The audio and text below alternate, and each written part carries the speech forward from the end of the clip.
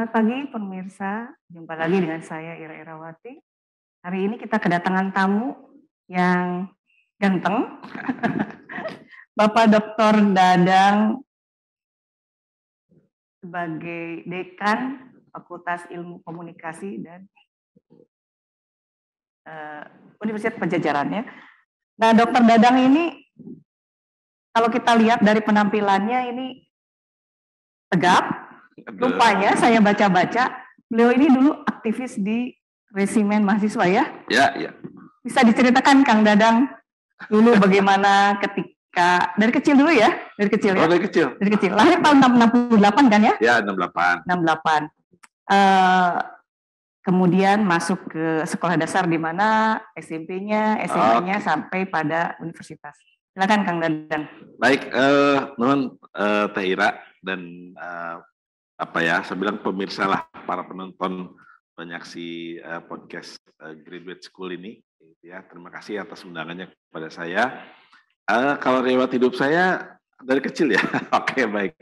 Saya lahir di Bandung, di Bandung sih, tapi tinggal di Lembang. Tahun 68 ya Kang? Tahun 68 ya, di Lembang. Jadi masa kecil saya di Lembang, SD saya di Lembang, ya dan SMA. Nah SMA tuh saya ada 3 SMA ya. Wah, pindah-pindah. Bandung ke Subang, kemudian ke Bandung lagi, gitu ya. Pernah di SMA Pamanukan, kemudian di SMA Negeri 2. Gitu ya. Ke Subang karena orang tua tentara ya kan? Enggak, orang tua ya tentara, tapi saya ke sana tentara dan veteran ya, tentara zaman baheula lah.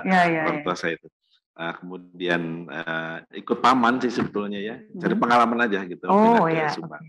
Terus ya kuliah ya tahun 86, saya di prodi jurnalistik tahun 86. Kemudian waktu itu ya masih dalam kondisi mencari-cari juga, saya ikut lagi Sipenmaru. Nah kita kan zaman Sipenmaru kan, Sipenmaru. Terus saya coba ke hukum, Fakultas Hukum ya? Ya, dan diterima. Memang awalnya tidak niat untuk dua-duanya jalan ya. Tapi ternyata waktu itu memang larangan kayaknya belum ada. Boleh double? Ya, boleh double. Dan akhirnya bisa dua-duanya selesai begitu ya. Nah, tapi duluan ke Vkom ya Kang ya? Ke Vkom, ke jurnalistik. Kemudian 87 di Fakultas Hukum. Lulusnya pun lulus di Vkom dulu, kemudian lulus di Fakultas Hukum. Nah, selama kuliah memang saya aktif di beberapa kegiatan kemahasiswaan ya. Mulai dari tadi Resimen Mahasiswa sampai jadi komandan batalion, pernah ikut USBU sebentar karena hobi sepak bola. Kemudian di UKU unit karate Unpad dulu ya. Karate Unpad, terus Republic Science Club, pernah ikut pelatihan di Kopma gitu kan ya, bersama teman-teman mendirikan unit SAR gitu ya. Dan lain-lain. Itulah mungkin aktivitas di dalam kampus. Di luar kampus juga saya insya Allah aktif juga, ikut di beberapa organisasi kepemudaan ya, di FKPPI Jawa Barat, ya, Putra Putri Purnawirawan TNI dan Polri, kemudian di KNPI Jabar. Gitu. Itu yang di luar itu semasa kuliah, semasa muda. Gitu. Kalau dilihat perjalanannya kayaknya kehidupannya keras banget ya Kang ya. Dinamis lah. Karate, Resimen Mahasiswa, sepak bola ya gitu. Kok sejak kecil itu memang Kang Dadang cita-citanya pengen ke arah tentara atau gimana Kang? Enggak juga sih ya, enggak juga. Tapi sempat terpikir waktu SMA atau waktu itu ya. Kayaknya kalau ikut Akabri dulu kan, Akabri ya. Menarik juga ya, tapi ngobrol-ngobrol dengan orang tua, ibu khususnya. Ya kuliah heula lah gitu. Tapi sempat daftar ke APDN sebetulnya. Daftar ke APDN itu sempat ke tahapan menjelang dulu ya, pantuhir gitu ya. Pantuhir, tapi keburu diumumkan di yang Sipenmaru itu, jadi akhirnya ditinggalkan gitu. Itu mengalir aja gitu ya jadi. Mengalir saja. Nah, waktu kecil nih Kang ya, ada nggak pengalaman sebagai anak tentara, kemudian hidup di tentunya lingkungan tentara ya, yang paling berkesan itu Kang, apa itu? Jadi sebetulnya bapak saya itu masuk tentara, masuk pejuang dulu ya katanya ya, karena perang begitu ya. Nah kemudian tahun tahun berapa, saya lupa, tahun 60-an berapa gitu kan ya. Bapak saya tidak masuk di asrama, justru tidak gitu ya. Jadi di Kodam, dulu Kodam 6 ya, Kodam 6 Siliwangi. Jadi suasana kompleknya itu justru enggak kalau saya gitu. Jadi bapak aja gitu ya yang ikut di satuan-satuan. Karena bapak saya dulu awalnya adalah petani, jadi tentara awalnya dari petani. Kemudian pada saat setelah pensiun kembali lagi jadi petani lagi, walaupun sempat di dunia politik begitu ya. Jadi berarti ya, ada ininya ya, ada turunannya di dunia politik ya. Sekarang Kang Dadang komunikasi politik juga kan ya? Iya, ya, bapak saya pernah di DPRD Kabupaten ya, Kabupaten Bandung dulu. Nah, mungkin ya barangkali ada sedikit terahnya ya. Saya sendiri kan lebih pada akademisi ketimbang di dunia politik begitu. Walaupun mungkin peluang untuk ke sana waktu itu juga terbuka gitu. Kang, satu hal ya, mungkin satu kalimat gitu. Kalau kita flashback ke masa kecil ya, pengalaman Kang Dadang di masa kecil dengan lingkungan tentara, kemudian masuk ke universitas, di dalam berkiprah di dalam hal-hal yang cenderung keras ya, relatif keras ya. Satu kalimat mungkin dari Kang Dadang ya, filosofi hidup itu menurut Kang Dadang apa? Ya berbuat yang terbaik ya, berbuat yang terbaik, diajarkan untuk tetap yang terbaik. Tentu kalau jujur dan segala macam itu adalah nilai yang sudah universal. Tapi ada satu kemudian saya coba kuatkan, kalau mau jadi yang terbaik tanpa menjelekkan orang lain, dan kalau mau jadi pemenang tanpa mengalahkan orang lain. Gitu ya. Jadi semua senang ya? Ya harapannya begitulah, harmoni. Everybody happy ya. Itulah kelebihannya orang komunikasi ya? Ya harapannya begitu sih. Ya. Baik, kita berlanjut ke yang agak-agak serius nih ya Kang ya. Serius ya, serius ya. Tadi ya santai-santai dulu ya. Pengantar, baik. Nah ini kan kita temanya hari ini tentang komunikasi ya Kang ya.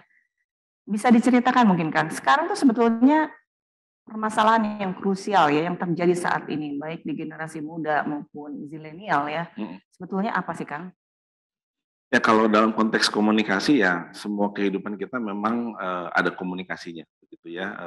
Bahkan mungkin tidak ada kehidupan yang tanpa komunikasi. We cannot not communicate, bahasanya begitu kan ya. Jadi kita tidak mungkin tidak berkomunikasi.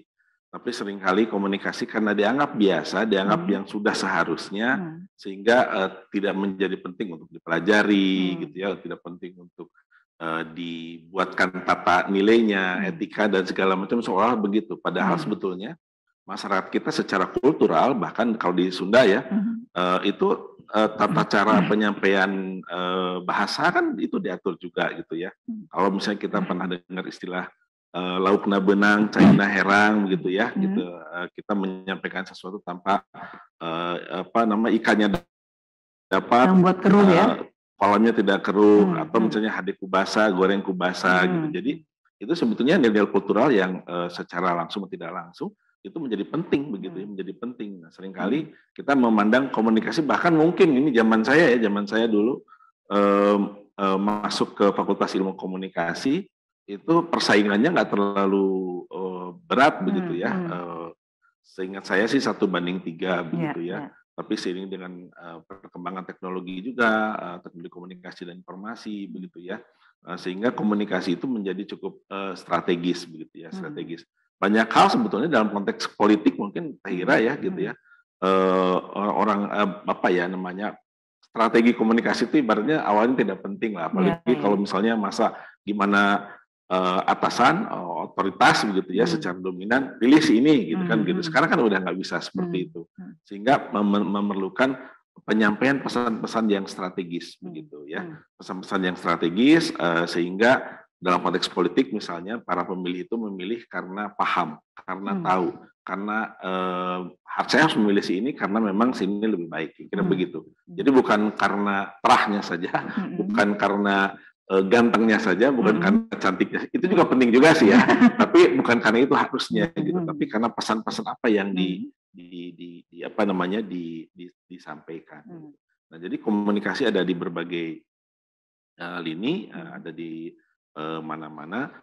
Saking pentingnya komunikasi, maka perlu perlu dipelajari, perlu ditata dan bahkan perlu ada etikanya, perlu ada hukumnya, bahkan sekarang kan hukum tentang komunikasi juga cukup banyak, baik itu dalam konteks ITE misalnya, kemudian di penyiaran ada undang-undang penyiarannya, di media ada undang-undang persnya, begitu ya. Jadi semuanya ada begitu, sehingga kita harus melihat komunikasi itu tidak hanya sekedar menyampaikan, tidak hanya bicara, tapi juga pertama kalau bisa tidak hanya sekedar menyampaikan, tidak boleh melanggar, tidak menyakiti orang lain, tapi lebih-lebih lagi bisa apa yang disampaikan itu bermanfaat, memberikan tugas dan fungsi komunikasi misalnya. Fungsinya adalah misalnya to inform, untuk memberitahu, ada kemudian untuk mendidik, to educate, gitu kan, gitu. Menghibur boleh, boleh menghibur ya, to entertain begitu ya. Untuk mempengaruhi, to influence. Tapi juga penting sebetulnya ya, tema hari ini sebetulnya bagaimana pesan-pesan yang disampaikan itu juga menguatkan kohesivitas sosial, menguatkan kebermanfaatan bagi di mana komunikasi itu dijalankan.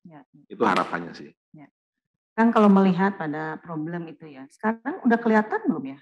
Nampaknya sudah ya, dampak-dampak karena komunikasi tidak efektif, tidak pada salurannya dan lain-lain. Itu dampak apa saja Kang yang ya kalau dari sisi penyampaian komunikasi yang tidak efektif ya, ya kalau tidak efektif bisa jadi ya tidak sampai pesannya, tidak diikuti apa yang diharapkan oleh si komunikator, si penyampai pesan, misalnya pesan-pesan pembangunan lah. Misalnya contoh kita lihat COVID-19 pandemi ini kan, kalau cara penyampaian kepada masyarakat supaya ikut prokes begitu ya, kalau tidak pas gitu ya, tentu masyarakat belum tentu bisa mengikuti gitu ya. Kenapa misalnya juru bicara menjadi sangat penting? Kenapa juru bicara diganti? Oh pasti ada evaluasinya kan begitu. Oh ada pesan-pesan yang tidak jelas kan begitu. Atau tidak ada partisipasi dari banyak pihak begitu ya. Jadi pemilihan komunikatornya, pemilihan pesannya, bahkan pemilihan medianya menjadi penting juga. Nah, kemudian pesan itu disampaikan di lingkungan yang seperti apa. Tentu pesan untuk milenial dengan pesan-pesan yang kolonial bisa jadi berbeda kan begitu ya. Betul, kolonial. Bahkan di satu tempat dengan tempat yang lain sama-sama milenial tapi di beda tempat gitu ya. Ada kultur di situ yang harus dilihat. Ada frame of reference, field of experience. Jadi referensi apa dari si komunikan, orang yang diajak bicara atau di penyampaian pesan itu sampai pada siapa. Ada frame of reference-nya, ada field of experience-nya. Pengalaman yang berbeda, referensi yang berbeda, tentu pesannya pun harus dikemas demikian rupa begitu ya. Kalau di lingkungan yang biasa berbahasa Sunda, mungkin akan efektif dan penyampaian bahasa Sunda. Walaupun kita berbahasa Inggris karena ingin dianggap gaya gitu bahasa Inggris, jangan-jangan tidak efektif. Yang ngerti lagi ya? Ya, itu yang biasa ya, Teira. Tapi juga bisa jadi kesalahan berkomunikasi, ya, bisa juga terjadi misalnya misinformasi. Tapi dalam konteks tertentu bisa jadi banyak informasi-informasi yang salah, informasi-informasi yang benar, yang tidak benar, atau kita kenal dengan hoax, ya gitu ya. Hoax ini bisa jadi berdampak ya tanda petik negatif karena tidak mendapat informasi yang benar. Yang terjadi adalah bisa menimbulkan kesalahpahaman. Ya, pertama tidak paham, salah paham, dan salah paham ini hati-hati dalam lingkup sosial dalam konteks kohesivitas itu bisa jadi gagal paham. Gitu ya, tidak paham, salah paham, gagal paham, dan gagal paham ini kalau berada pada lingkup sosial baik itu terkecil sampai yang terbesar bisa menjadi gagal sosial. Atau dalam konteks bernegara begitu ya, dalam konteks bernegara bisa jadi ini gagal bernegara karena gagal berkomunikasi. Sangat mungkin gitu ya. Atau misalnya dalam konteks pimpinan gitu ya, pimpinan daerah misalnya, ada gubernur, wakil gubernur, ada wali kota, wakil wali kota, ada presiden dan wakil presiden. Kalau dua-duanya tidak nyambung nih, itu dua-duanya nih. Sering gitu ya? Ya mungkin ya orang politik pasti tahu lah gitu ya. Kemudian di level baik itu pimpinan kepada dari presiden, wakil presiden pada menterinya atau sesama menteri begitu. Kita sering kali kan, menteri ini bilangnya seperti ini, menteri itu bilangnya, masyarakat yang bingung kan. Nah, hal seperti ini tidak boleh terjadi, harusnya tidak boleh terjadi. Oleh karena itu berkomunikasi, strategi, memerlukan perencanaan itu dalam konteks yang lebih luas barangkali ya. Apalagi audiensnya, masyarakatnya, halayaknya begitu besar. Nah, ada lagi Teh Ira begini, misalnya berkomunikasi kita secara personal berdua begitu ya. Kalau saya salah ngomong atau Teh Ira tersinggung dengan omongan saya, paling ngambek aja ke saya, gitu, jangan gitu dong segala macamnya. Tapi kalau kemudian omongan saya seperti di tempat sekarang ini dengan podcast di media sosial, saya menyinggung Teh Ira, merasa terhina dan segala macamnya. Hinaan saya ini diketahui oleh banyak orang kan, gitu, sehingga mungkin dampaknya akan lebih luas lagi. Nah, oleh karena itu keberhati-hatian di media sosial, berkomunikasi di media sosial, di media massa atau media sosial itu harus makin hati-hati. Makanya pengaturan komunikasi di media atau di media sosial itu harusnya jauh lebih ketat begitu. Karena tadi impact-nya bisa jadi impact-nya bisa positif, bisa negatif. Nah, oleh karena itu literasi berkomunikasi termasuk literasi di media sosial itu menjadi sangat penting. Nah sekarang kan banyak kasus-kasus yang dipidanakan ya karena komunikasi di media sosial ya. Baik itu menyangkut pada menganggap negatif satu institusi atau satu badan usaha gitu ya.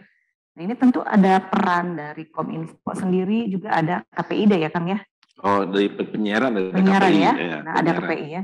Nah itu perannya gimana Kang untuk menyikapi masalah-masalah di media sosial khususnya ya Kang? Ya, kalau saya lihat secara lebih ini dulu ya, makro dalam konteks regulasi begitu ya, regulasi tentang komunikasi di Indonesia itu sebenarnya cukup lengkap ya, mulai dari di Undang-Undang Dasar 45 juga ada ya, tentang nama hak untuk berkomunikasi ya, kebebasan menyampaikan pendapat dan segala macam itu adalah hak berkomunikasi.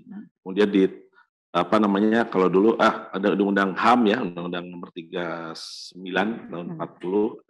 tahun 39 tahun 90 ya, itu tentang HAM. Kemudian undang-undang nomor 40 jadi lupa tahun 90 tentang undang-undang pers begitu ya. Kemudian undang-undang penyiaran, undang-undang ITE gitu ya. Itu mengatur tentang bagaimana berkomunikasi ya, berkomunikasi. Tapi saya memandang dulu begini, setiap orang itu berhak untuk berkomunikasi. Prinsipnya bebas untuk berkomunikasi, karena dia punya hak gitu. Jadi bahkan saya mengatakan bahwa hak berkomunikasi itu adalah hak yang legal gitu ya. Jadi legal right gitu ya untuk berkomunikasi. Tapi pada saat seseorang mempunyai legal right untuk berkomunikasi, ada legal right orang lain, ada hak orang lain gitu ya. Jika kemudian kita berkomunikasi kemudian menyinggung orang lain gitu ya, tentu orang lain itu bisa mengadukan kita, mempermasalahkan kita gitu ya. Jadi itu aturannya sudah ada, termasuk juga di media tadi KPI itu bicara soal undang-undang penyiaran ya, undang-undang pers. Itu undang-undang 40 tahun 90 itu bicara soal undang-undang pers begitu. Nah, jika ada hal-hal yang melanggar itu tentu bisa berurusan dengan pasal-pasalnya kan, termasuk KUH pidana begitu ya. KUH pidana juga ada bicara soal bagaimana kalau seseorang itu bisa merugikan orang lain merasa dicemarkan nama baiknya dan segala macamnya. Ya itu bagi saya silakan aja diadukan begitu. Nanti kan proses peradilan yang menentukan apakah betul setiap omongannya itu bisa dianggap merugikan orang lain. Tadi misalnya kepada sebuah lembaganya merasa dicemarkan atau perbuatan tidak menyenangkan dan sebagainya gitu kan ya. Kalau dulu kan zaman kalau bicara otoriter udah tanpa proses peradilan kan. Kalau sekarang kan lewat peradilan gitu. Nah, jadi berkomunikasi itu memang harus ada tata keramanya, harus ada aturannya begitu ya. Karena komunikasi ini bisa berdampak sangat luas. Tadi kan to influence, untuk mempengaruhi, baik untuk tujuan yang harusnya baik, tapi bisa jadi untuk tujuan yang tidak baik.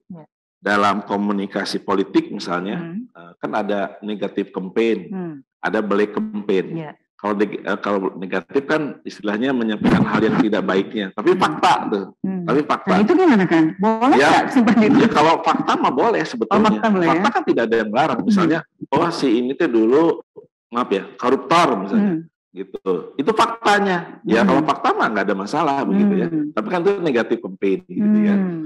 Tapi kalau yang black campaign itu kan yang tidak benar. Oh dia tuh koruptor, padahal tidak. Fitnah gitu. ya? Fitnah. Gitu. Itu kan tidak boleh begitu. Ya dalam konteks politik mah tadi yang saya katakan harusnya jadi pemenang tanpa menjelekan orang lain. Idealnya gitu kan ya.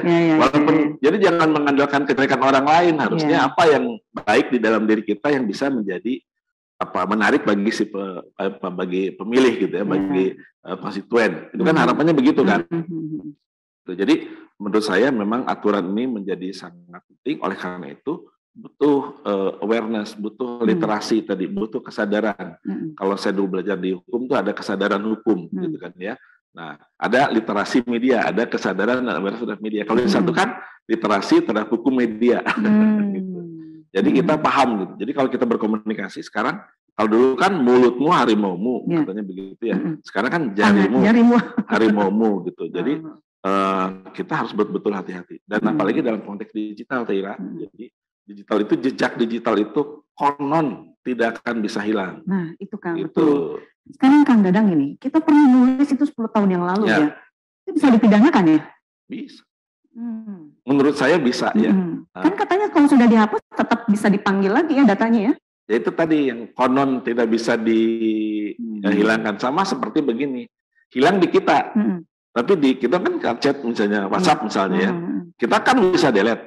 Tapi di tempat yang lain kan belum tentu. Karena ada masa waktu ya. Yang kemudian akhirnya menjadi dokumen, menjadi jejak yang tidak bisa hilang gitu. Coba aja sekarang Facebook kita yang berapa puluh tahun yang lalu kan begitu ya, disimpan tuh di big datanya gitu. Begitu dimunculkan lagi bisa jadi yang dulunya tidak tersinggung sekarang jadi tersinggung. Sangat mungkin. Kalau pemilihan pilkada itu berpengaruh ya? Bisa itu betul jejak digital itu menjadi sangat penting, apalagi diviralkan kan gitu ya, diviralkan. Nah yang dulu zaman belum medsos saja masih di koran, kalau misalnya di TV dulu kan ada tuh dimunculkan gitu ya. Jadi itu yang kemudian menjadi menjadi bagian strategi untuk memenangkan kampanye politiknya. Itu bisa jadi. Kan kalau kita lihat ya sekarang ini, kenapa sih orang Indonesia begitu tinggi ya minatnya terhadap media sosial ya? Bahkan katanya di dunia itu nomor 2 ya, kalau tidak salah 2 atau 3 ya, pengguna media sosial. Itu gimana ya Kang? Ya, sebetulnya sih hampir semua negara itu mempunyai grafik yang sangat meningkat ya, penggunaan media sosial begitu ya. Hampir di semua negara ya, tadi karena perkembangan teknologi informasi dan komunikasi, kemudian gadgetnya itu begitu menarik kita untuk untuk tetap berkomunikasi. Kalau menurut saya istilah saya nggak tepat atau tidak ya, kita ini homo communicus ya, manusia yang berkomunikasi gitu. Kita senang berkomunikasi, apalagi di beberapa kultur itu resep nyarios gitu. Resep nyarios gitu. Biasanya ketemu seperti ini, tapi kemudian karena ada media sosial, apapun diposting kan, gitu. Sedikit-sedikit diposting. Kita ada di mana diposting, gitu kan, ingin menunjukkan pada orang lain kita ada di mana. Eksistensi. Jadi memang orang berkomunikasi itu ada level-levelnya sih, levelnya. Mulai dari berkomunikasi yang secukupnya, jadi dalam konteks basic communication gitu ya, sampai berkomunikasi yang ujungnya ya kalau kita hierarki Maslow kan gitu ya, berkomunikasi sebagai aktualisasi diri, gitu kan betul. Aktualisasi diri. Ada yang basicnya nyari saya secekapnya gitu ya. Ya kalau perlu saya ngomong, kalau nggak perlu ya sudah begitu ya. Tapi ada yang kemudian dalam level-level tertentu untuk kebutuhan yang sifatnya aktualisasi diri untuk mencapai tujuan tertentu ya. Perform by communication, all perform by means of communication. Jadi depends on needs. Betul. Jadi ya si manusia itu ada di needs taraf mana ya? Betul. Jadi betul tuh. Jadi kalau misalnya yang tidak mau banyak dikenal orang ya cukup, mungkin tidak punya tuh akun media sosialnya begitu ya, gitu. Tapi juga ada yang tergantung sekarang bukan hanya soal needs-nya, tapi juga kemampuan. Kemampuan berkomunikasi itu penting juga. Gitu, kemampuan berkomunikasi baik secara langsung maupun kemampuan berkomunikasi menggunakan sarana prasarana, menggunakan gadget gitu ya. Kalau dia tidak punya gadgetnya, Ya sudah, berarti dia tidak mampu untuk berkomunikasi lebih luas lagi, begitu ya. Gitu. Jadi kadang-kadang berkomunikasi itu menjadi dengan menggunakan sarana prasarana yang ada menjadi kebutuhan yang sangat penting. Gitu ya. Kalau dulu misalnya televisi itu menjadi kebutuhan yang tersier gitu ya. Tapi dalam masa tertentu televisi menjadi kebutuhan pokok begitu. Gadget HP kita tersier itu malah bagi orang, tapi sekarang menjadi primer kan begitu ya. Bahkan mungkin lebih primer lagi kuota sama charger ketimbang punten ya beras gitu, atau makanan karena kita bisa nyari beras dengan ini. betul. Jadi itulah yang cukup dinamis di dalam konteks komunikasi, dan memang dalam tataran perkembangannya cara kita berkomunikasi itu juga di samping kultur ya, tapi juga teknologi ini. Jadi perkembangan teknologi informasi dan komunikasi yang berkaitan dengan tata cara kita berkomunikasi juga mengubah cara kita berkomunikasi. Pengajaran kan begitu sama juga kan. Dulu kita udahlah penting ajar mah kayaknya lebih afdol dengan tatap muka begitu ya. Begitu pandemi begitu kan, ternyata dengan ada teknologi menjadi kebutuhan kan begitu. Sebagian nih orang juga nggak bisa move on dari kuliah daring gitu kan, gitu. Begitu mau luring lagi, saharoreamnya gitu, tidak bisa move on. Padahal kan menurut saya ya dua-duanya bisa dilakukan secara proporsional. Seperti ada mata rantai yang hilang ya Kang ya. Ketika kita dulu biasa luring, kemudian ke daring, sekarang harus kembali lagi ke luring. Kalau saya pribadi itu ada mata rantai yang hilang, kedekatan emosional dengan orang yang diajak komunikasi ya. Itu secara teori memang ada seperti itu ya? Iya, begitu. Jadi konteks komunikasi itu menjadi sangat penting ya. Gitu. Jadi bicara lewat surat beda kan ya dengan menyampaikan langsung. Bicara lewat medsos kita itu beda gitu. Dengan langsung tuh lain deh gitu ya. Karena ada sesuatu yang walaupun secara makna sama. Maknanya sama, menyampaikan rasa senang ya sama lewat lewat media sosial atau langsung sama, maknanya sama. Tapi bisa jadi lain kalau ketemu langsung. Nah, ini konteks psychological communication-nya menjadi sangat berpengaruh begitu ya. Jadi kedekatan sudah mulai luntur ya Kang ya? Kalau dengan melalui daring atau media sosial ya, betul. Beda halnya dengan tatap muka langsung. Dan ada ya sebutnya ya, ada yang menyebutkan bahwa media sosial itu teknologi itu mendekatkan yang jauh, mendekatkan yang jauh, menjauhkan yang dekat. Tapi menjauhkan yang dekat. Oh, kita lagi ngobrol pegang HP masing-masing ya? Gitu. Itu kan gimana itu Kang gitu? Itu realitas yang ada gitu. Oleh karena itu dalam konteks tertentu memang perlu ada semacam kesepakatan gitu ya. Kesepakatan, walaupun kesepakatan itu ada yang suka dan tidak suka atau aduh gimana sih kok ribet-ribet amat. Kita kuliah gitu ya. Kita kuliah. Dosennya buka kamera, mahasiswanya tidak buka kamera, off cam. Gimana tuh? Kalau dibalikin gimana? Ya sama juga, gitu. Artinya merasa ini dia tuh dengerin kita apa enggak? Kita gitu. kuliah sama siapa ya? Ya, tapi begitu kita minta off cam, ini kan kuotanya ini loh, gitu ya. Jadi ya itu konteks-konteks yang memang harus kita pertimbangkan, gitu ya. Nah, menurut saya perlu itu ya supaya ada rasa kedekatan. Oke, jauh tapi kan beda dengan dengan dibuka kameranya. Bahkan mungkin ke depan nanti ada virtual reality ya. Virtual reality jadi pakai avatar ya.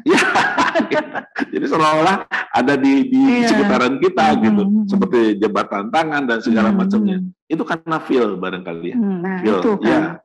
Berarti feel-nya yang hilang betul. Feel-nya yang hilang gitu ya. Tapi mungkin bagi masyarakat yang nanti biasa virtual bertemu secara langsung menjadi aneh. Malah kagok gitu ya. Gitu. Ada orang yang sangat lancar di muka umum karena atau di depan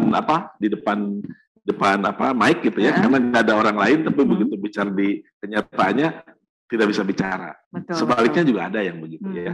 Itu konteks-konteks yang mempengaruhi cara kita berkomunikasi. Berarti komunikasi itu memang harus dipelajari ya Kang ya. Apakah persyaratan misalnya seorang anggota dewan atau politisi itu memang harus lulus dulu dari pendidikan komunikasi publik lah ya, atau komunikasi politik misalnya gitu. Iya. Ada nggak? Ya, kalau diatur nggak? Kalau lulus dulu nggak segitunya sih. Enggak ya. Tapi mungkin ada kalau dipandang perlu ya. Sekarang banyak ya. Misalnya saya apresiasi misalnya di institusi kepolisian ya. Dulu itu konon ini ceritanya jabatan yang berkaitan dengan humas itu mungkin relatif katanya jabatan yang tidak strategis gitu ya. Tapi di kepolisian sekarang humasnya Polri itu justru sangat strategis. Bahkan sudah bintang 2 gitu kalau di humasnya. Dulu kan bintang 1 udah bintang 2 gitu. Itu luar biasa menurut saya. Nah, di berbagai perusahaan besar bicara soal communication division itu sudah karena dengan jabatan-jabatan yang lain gitu ya. Vice President Communication Affairs dan segala macamnya. Dulu yang selalu di bawah gitu. Karena memang komunikasi itu menjadi sangat penting. Nah, termasuk juga pejabat-pejabat publik, institusi publik, begitu ya. Bagaimana dia bisa menyampaikan berbagai harapannya, pesannya, kinerjanya, itu melalui media gitu. Itu jadi benar juga tuh. All performed by means of communication. Semuanya hanya bisa ditampilkan, dikesankan melalui komunikasi. Seseorang terpilih, coba bayangkanlah orang yang kemudian di pentas politik ya, yang tidak dikenal, tiba-tiba masuk di pentas politik, kan harus dikenalkan dulu.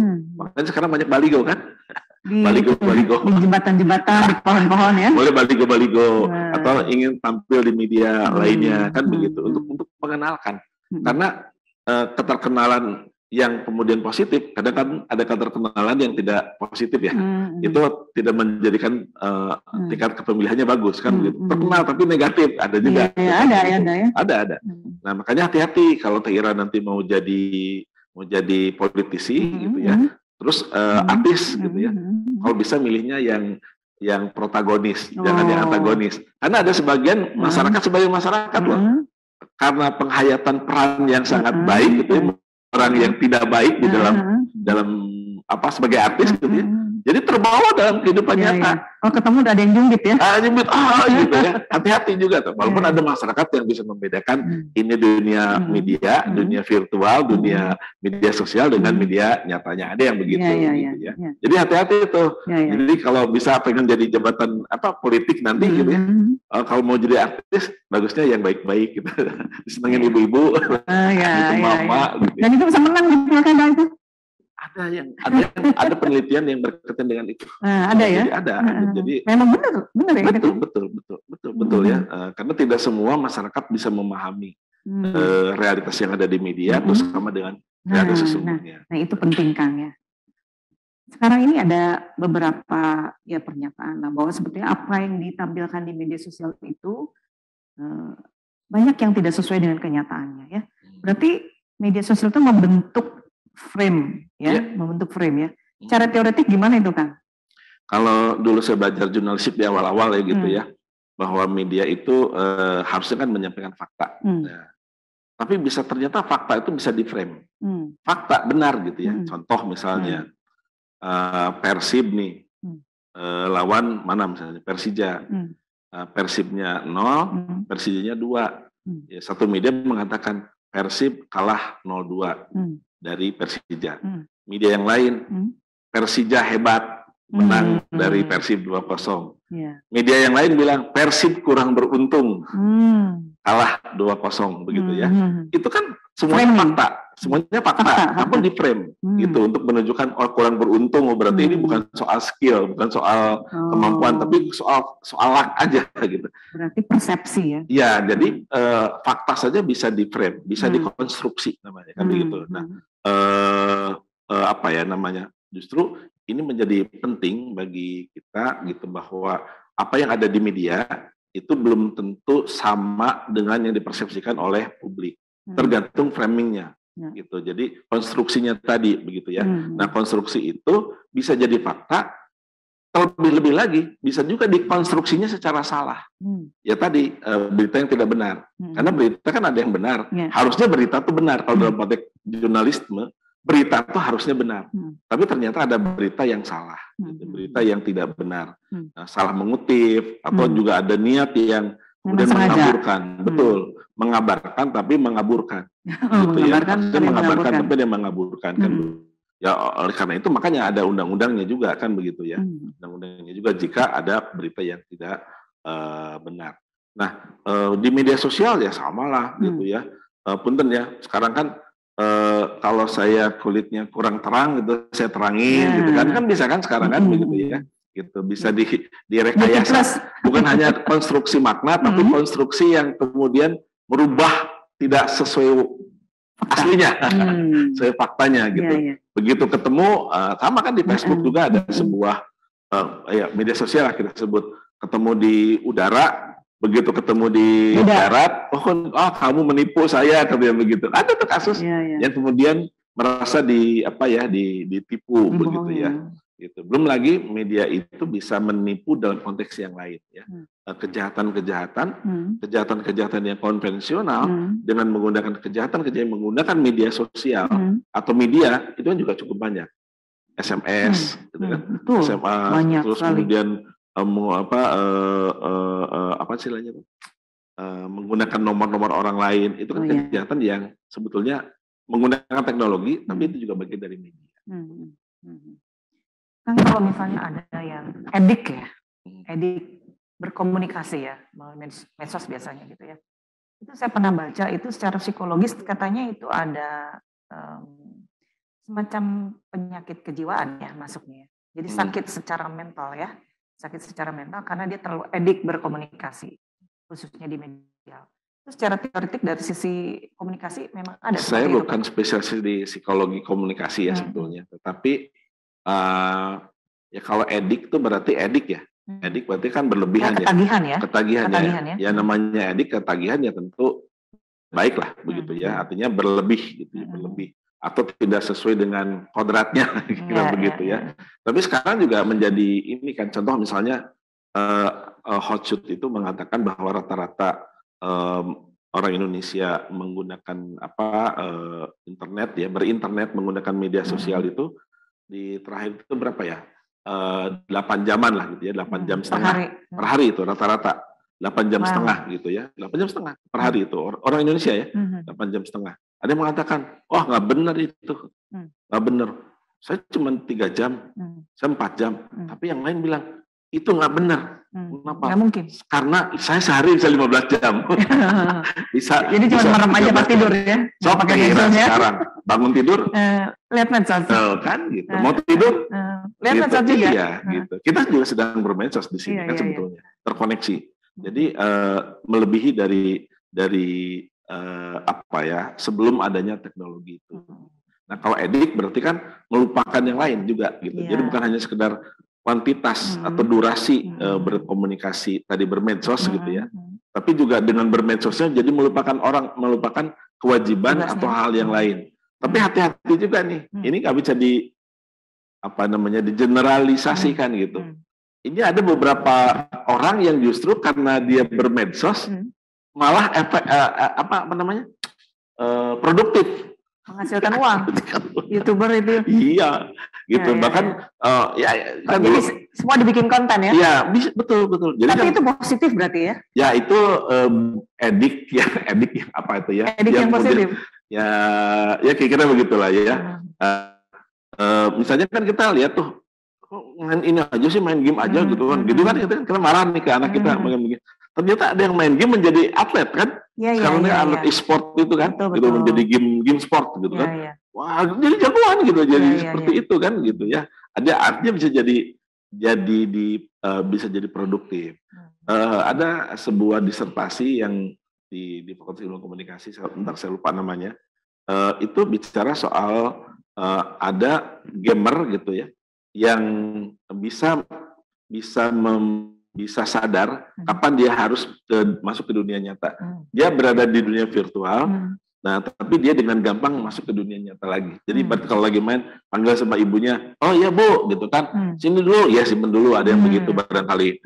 Tapi ada yang kemudian dia lupa bahwa ada kehidupan nyata yang dia lupakan. Banyak loh, Kang. Banyak. Makanya beberapa tempat waktu itu kita ada kok di kita juga mahasiswa kita yang seperti itu, yang sehari-harinya berhari-hari dia berada di warnet waktu itu. Iya, betul. Berhari-hari zaman warnet ya. Betul, bahkan lupa dia bahwa dia harus kuliah gitu kan. Bahkan tidak hanya kuliah, makan pun hampir lupa. Iya. Gitu. Mandi pun tidak. Nah, gitu. Itu yang disebut dengan edik. Sakit jiwa secara mental ya. Itu barangkali yang sudah masuk pada tahapan itulah, itu yang harus di treatment.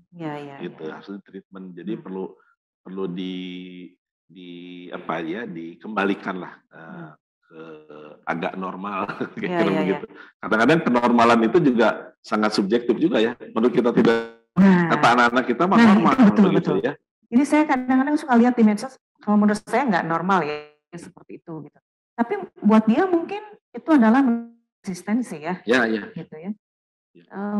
Saya sih sebenarnya agak khawatir ya dengan generasi sekarang ya. Medsos ediknya lebih muncul daripada yang produktif tadi. Ya.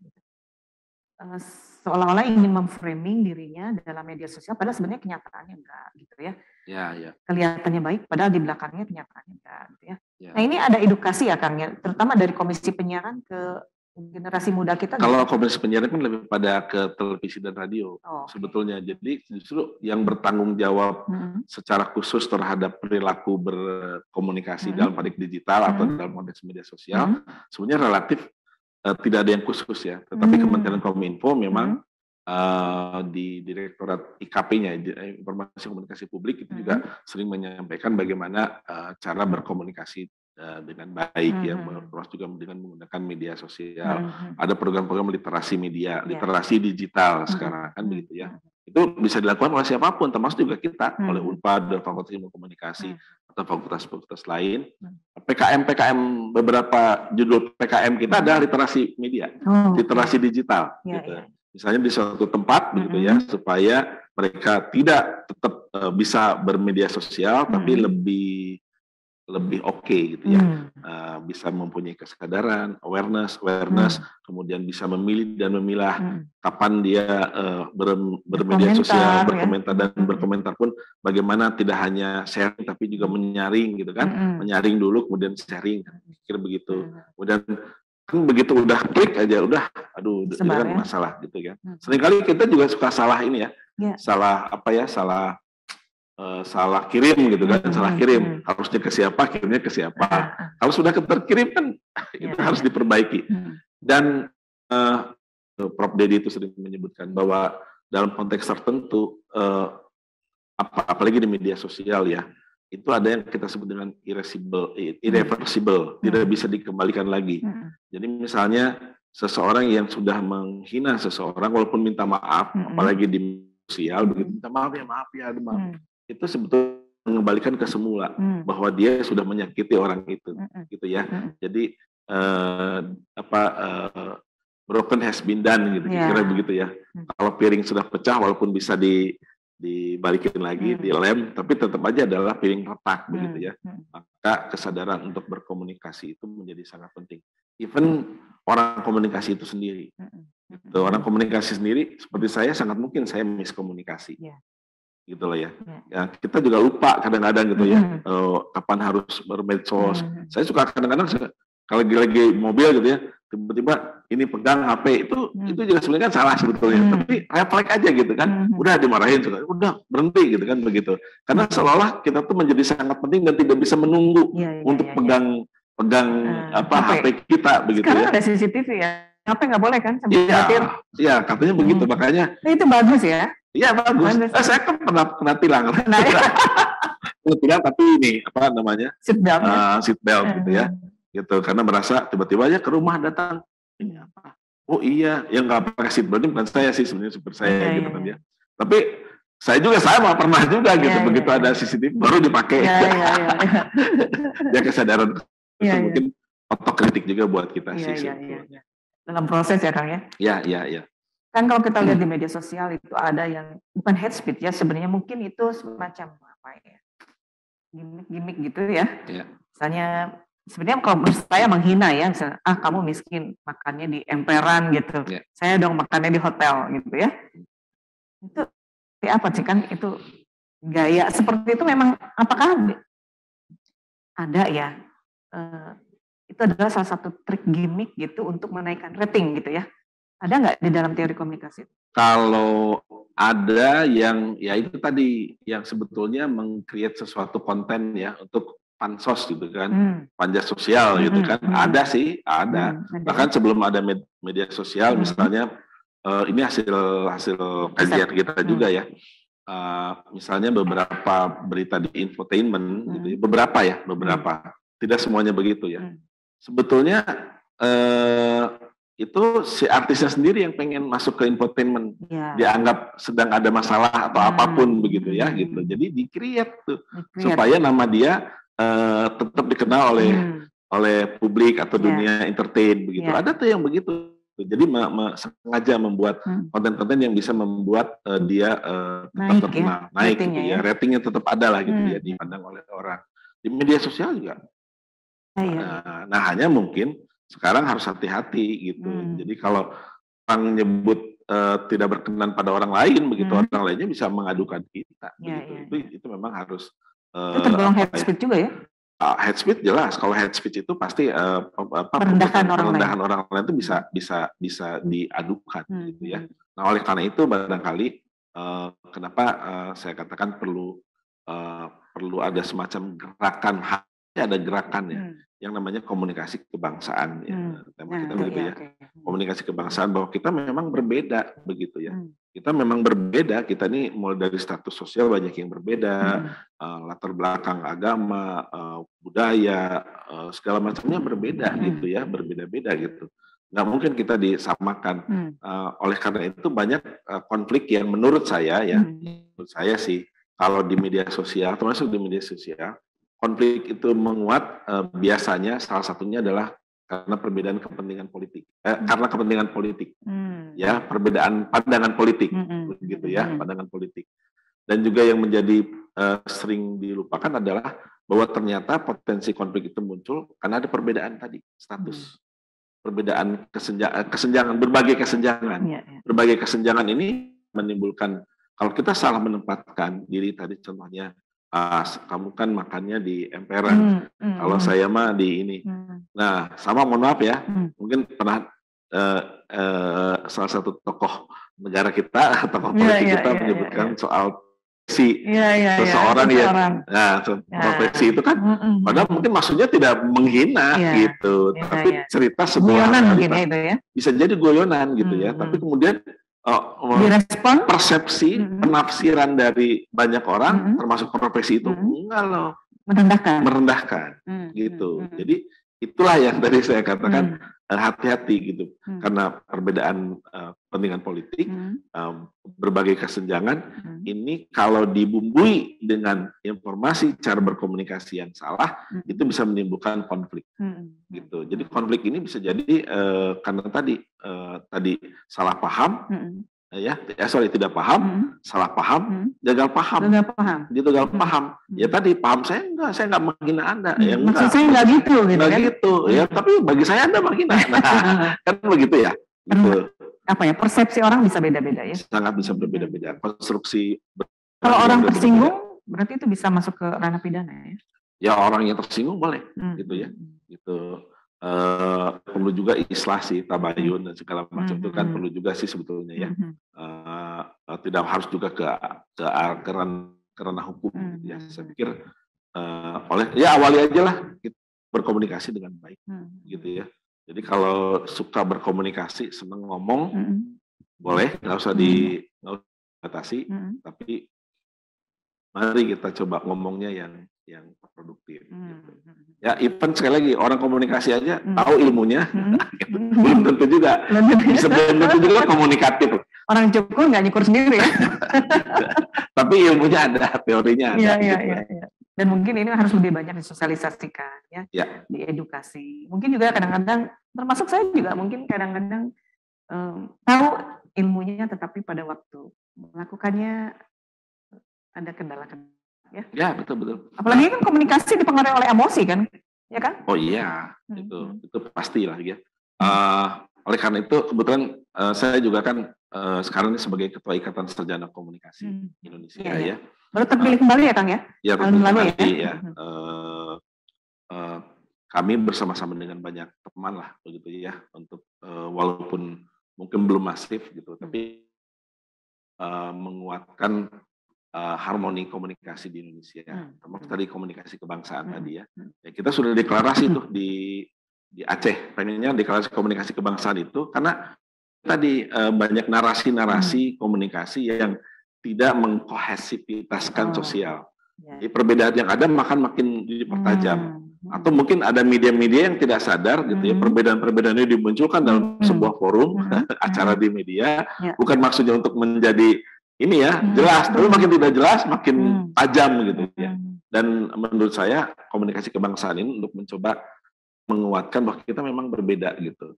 Nah, perbedaan-perbedaan yang sudah ada, yang sudah memang saya orang Sunda, itu orang Jawa, itu udah nggak bisa saja menjadi orang Jawa, tidak. Tapi yuk kita sama-sama, kita orang Indonesia misalnya begitu ya, gitu ya. Jadi narasi-narasi itu menjadi penting. Saya PDIP, ini Gerindra, ini apa? Oke, kita sama-sama Partai Politik Indonesia. Kira begitu kan? Itu narasi-narasi itu tidak menghilangkan keberagaman gitu, karena menurut saya menghilangkan identitas ya itu salah juga gitu, diseragamkan gitu ya, seragamkan. Jadi menurut saya sih salah juga, menurut saya sih ya. Politik identitas itu kan bisa jadi, kan nggak mungkin politik tidak beridentitas, nggak mungkin tidak ada politik identitas gitu.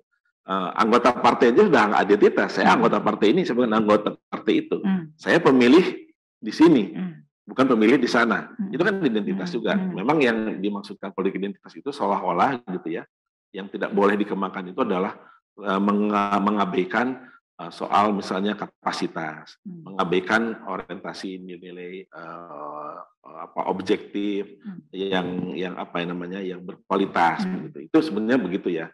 Tidak melihat latar belakangnya, tapi menghilangkan latar belakang. Orang memilih karena menghilangkan latar belakang juga nggak mungkin gitu ya. Nah, butuh kesadaran gitu. Nah, kohesivitas dibangun dengan komunikasi kebangsaan, mudah-mudahan sih harapannya seperti itu. Kami ISKI ini sudah deklarasi di Aceh, di kilometer 0 sana. Pengennya sih dalam 2 tahun ke depan ini kami deklarasi bisa di seluruh Indonesia gitu. Khususnya misalnya di Barat, Tengah, dan Timur. Mengajak aja. Termasuk juga misalnya teman-teman kami di media kan banyak alumni di Fikom juga yang tidak hanya Fikom sih sebetulnya, alumni FISIP, alumni pertanian, profesinya wartawan banyak ya. Profesinya ya kami akan cobalah rangkul gitu, barangkali yuk kita sama-sama untuk mempunyai awareness gitu ya, berkomunikasi dalam konteks kebangsaan gitu ya, tanpa menghilangkan perbedaan, tapi perbedaan-perbedaan ini bisa menjadi sebuah kekuatan gitu. Dan sekarang kan begini, beda seragam, ketemu di jalan, pelong-pelong gitu kan, what do you melong gitu kan, apa lo lihat-lihat gua, gitu aja bisa berantem kan, gitu aja bisa berantem gitu, sekarang ini gitu. Jadi ya kondisi tekanan ekonomi barangkali, tekanan apalagi ya, tekanan psikologis tertentu bisa membuat kita menjadi lebih emosional, sangat mungkin gitu ya, apalagi dengan kepentingan kita, gitu kan, terusik kepentingan kita, terusik kebutuhan kita, mungkin akan komunikasi kita belum tentu bisa jadi lebih baik, gitu ya. Bahkan kasar tadi, nggak sadar kemudian menghina orang lain, nggak sadar bisa jadi. Gitu. Nah, makin penting kita untuk menguatkan. Dan satu lagi, Taira, dan tadi kan bicara komunikasi kebangsaan, kedua kohesivitas. Jadi komunikasi kebangsaan ini harus menguatkan kohesivitas kita. Ini yang jarang dibahas sih kalau menurut saya, karena kadang-kadang itu kedaulatan berkomunikasi. Kedaulatan berkomunikasi ini salah satunya misalnya kedaulatan yang kedaulatan kita ya sebagai pribadi, kan ada tuh data-data kita sekarang ini kan tiba-tiba ada di mana begitu gitu ya, ada di mana, padahal kita tidak bermaksud menyampaikan data kita, data pribadi kita kepada orang banyak, hanya ke sana, tapi tiba-tiba ada di mana-mana. Makanya sekarang kan lagi di ini kan ya, undang-undang perlindungan data pribadi kan begitu ya. Juga komunikasi kita itu sebetulnya hampir untuk tidak digatur oleh orang lain. Iya, betul. Gitu. Betul. Nah, yang agak lebih luasnya lagi, soal misalnya kedaulatan komunikasi yang saya maksudkan adalah kan sekarang platform-platform itu kan ada di luar si perusahaan-perusahaannya kan begitu ya. Jadi kalau dibutuhkan oleh bangsa kita kan agak sulit ya, bisa dipakai oleh orang lain tapi kita nggak bisa menggunakannya. Boleh dicek ya, boleh dicek nih. Ini saya belum tentu benar ya, gitu. Di rumah ada CCTV. Kalau di rumah ada CCTV, kita ingin lihat kan, oleh HP kita kan ya. Orang lain bisa lihat juga itu. Bisa lihat, gitu. Jadi kedaulatan mulai dari pribadi, keluarga, sebagai bangsa, gitu kan. Ya kalau untuk mengetahui di Bandung ini nggak usah lagi ada pesawat dari luar gitu untuk mengintai gitu, enggak gitu ya. Gitu ini menurut saya kesadaran berkomunikasi kita dalam konteks kedaulatan komunikasi bisa jadi mengganggu kedaulatan berbangsa dan bernegara begitu. Nah isu-isu ini kan jarang dibicarakan ya, gitu, jarang dibicarakan walaupun ada yang membicarakan tapi jarang dibicarakan. Nah kedaulatan jadi CCTV di rumah kita tuh bisa dilihat di manapun. Apalagi termasuk keberadaan kita ya. Oh iya. Karena dengan GPS itu. Oh itu mah ya udah jelas. Itu harus sudah sadar kita.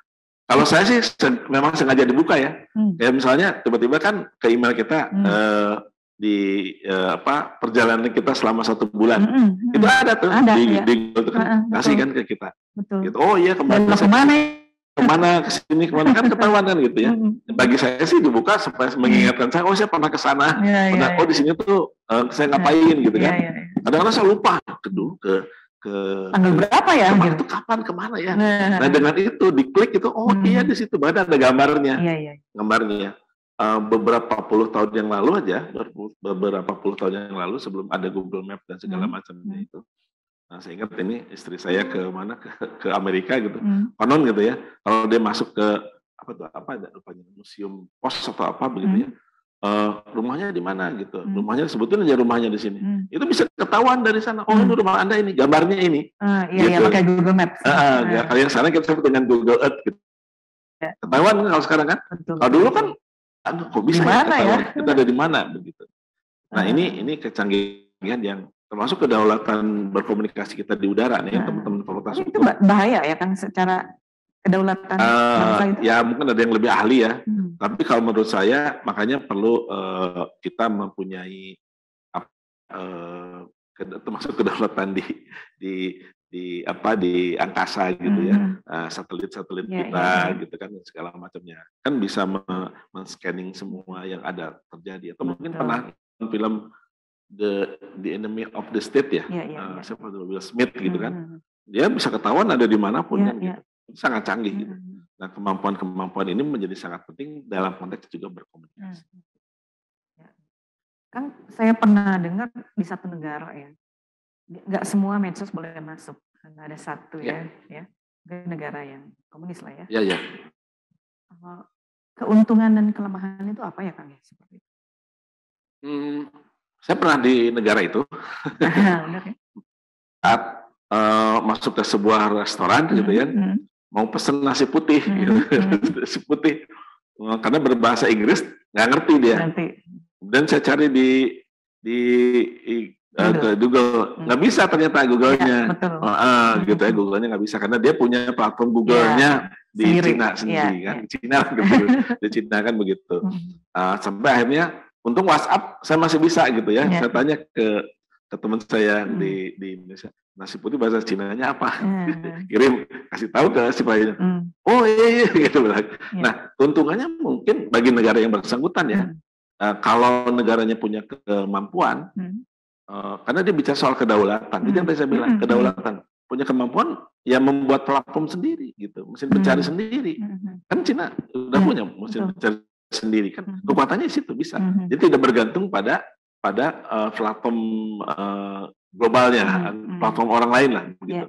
Keuntungannya di situ, artinya punya kedaulatan semua tentang kekayaan informasi itu bisa di negara tersebut gitu ya.